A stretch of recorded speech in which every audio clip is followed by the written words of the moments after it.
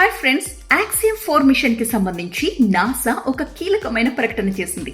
మనందరికీ తెలుసు కదా, మన భారత వ్యోమగామి మరొక 3 వ్యోమగాములతో కలిసి అంతర్జాతీయ అంతరిక్ష కేంద్రానికి వెళ్లిన విషయం.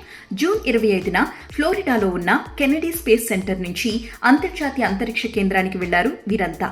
అయితే జూన్ 26న అక్కడ ల్యాండ్ అయ్యారు. 28 గంటల సుదీర్ఘ జర్నీ తర్వాత ఆ తర్వాత 2 వారాల పాటు వాళ్ళు ప్రయోగాలు కొనసాగించారు. ఈ 2 వారాల్లో 230 సార్లు భూమిని చుట్టేశారట, 230 సూర్యోదయాలు చూశారట, 100 లక్షల కిలోమీటర్లు ప్రయాణించారట. అంతేకాదు 60కి పైగా ప్రయోగాలు కూడా చేశారు.